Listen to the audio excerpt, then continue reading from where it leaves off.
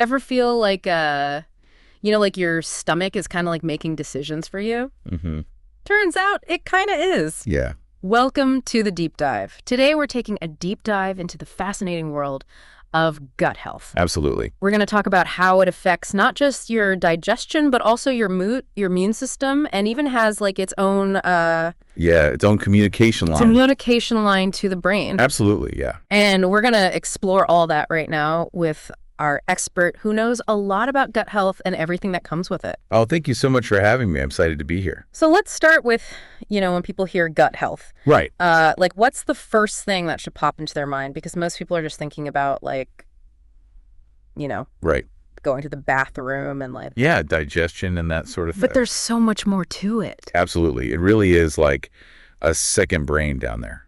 It's this intricate network that we call the gut-brain axis. Oh, wow. Okay, so that's like the Yeah. official term. Yeah, the gut-brain axis. And, think about it. You get those butterflies in your stomach when you're nervous. Oh, yeah. Right.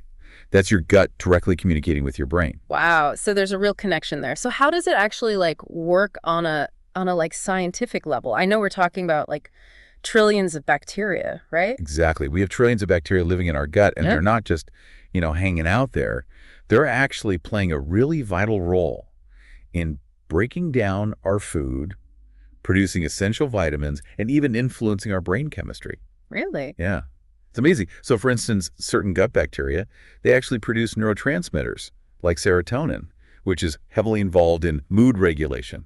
So that's why people say a happy gut, a happy you. It really is true. Yeah, there's a lot of truth to that. When your gut is healthy, you tend to feel better overall, mentally and physically. So what happens when things get out of whack down there? What are some of the warning signs that your gut might not be as healthy as it could be? Yeah, well, some of the most common signs are things like bloating, fatigue, irregular bowel movements. Okay. Those are kind of the classic ones. But it can actually go beyond that, too. So you might experience skin issues, new food sensitivities, brain fog even. So it really is connected to basically every system in your body. It really is. It's pretty amazing. So what can we do about it? What are some of the keys to improving our gut health and making sure that we're, taking care of that second brain? Yeah, well, it might sound simple, but one of the most important things is eating plenty of fiber. Okay. Fiber is like food for the beneficial bacteria in your gut. It helps them to thrive. So think oats, beans, Yeah. lentils, fruits, veggies. All the good stuff. Yeah, load up on those. Now, what about, we hear so much about probiotics and fermented foods. Yeah. Where do those fit in? Those are great. So probiotics, those actually introduce beneficial bacteria into your gut. Okay. While fermented foods like yogurt, kimchi, sauerkraut, kefir, all those delicious things. Yeah. Yeah, those are naturally rich in probiotics. So you're basically giving your gut a boost of the good guys. Exactly. Yeah, you're feeding the good bacteria. Okay, so we're feeding the good guys. What else can we do to kind of support gut health? Well, hydration is really key.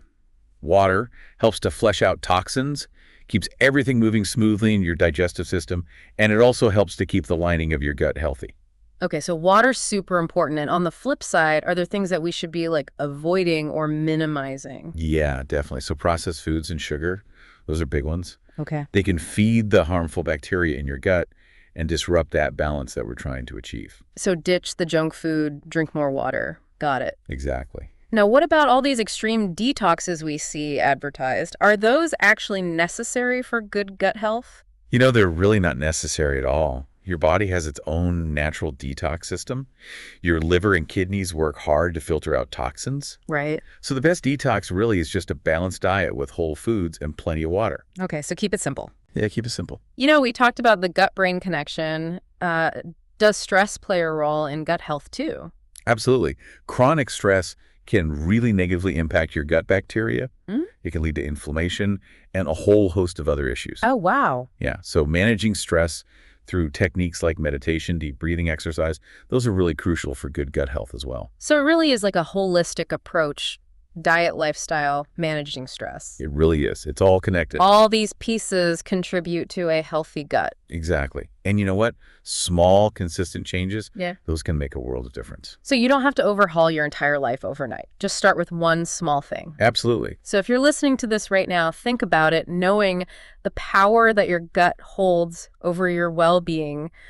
What one small change are you going to make today to start nurturing that inner ecosystem? Yeah.